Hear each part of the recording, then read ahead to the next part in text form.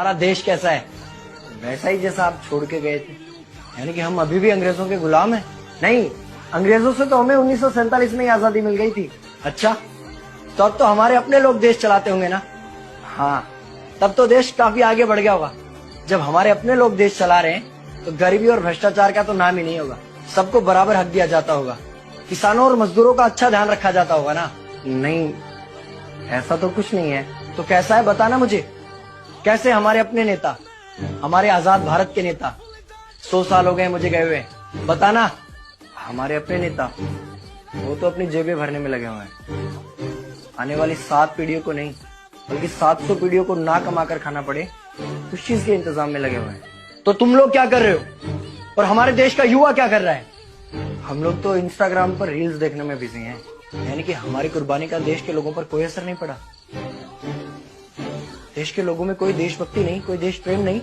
नहीं, ऐसा नहीं है। आपके लिए और देश के लिए बहुत प्रेम है भारत के लोगों के दिलों में। हर 15 अगस्त और 26 जनवरी को तिरंगा फहराते हैं, पूरे जोश के साथ भारत माता की जय बोलते हैं और आपकी डीपी भी लगाते हैं। और भारत और पाकिस्तान के क्रिकेट मैच के दौरान तो हमारी देशभक्ति पीक पर होती है। तुम इसे देशभक्ति समझते हो?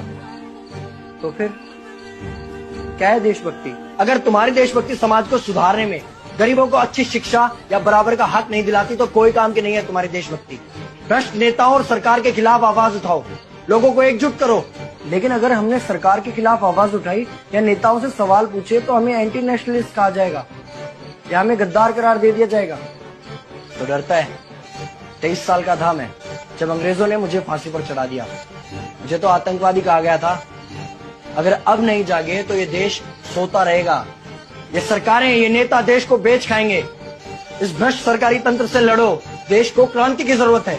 क्रांति यानी कि हमें हथियार उठाने होंगे, बंदूकें उठानी होंगी जैसे आपने उठाई थी। नहीं, हमारी क्रांति विचारों की थी। जब अंग्रेजी हुकूमत ने हमारी आवाज नहीं सुनी तो हमने और जोर से आवाज लगाई और अपने विचार रखे।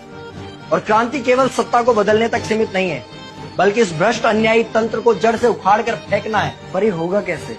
अपने आसपास से शुरुआत करो। जो भी तुम्हें भ्रष्ट नजर आए उसके खिलाफ आवाज उठाओ, एक्शन लो। तुम्हारे टैक्स का पैसा नेताओं की जेब में जा रहा है, हिसाब मांगो।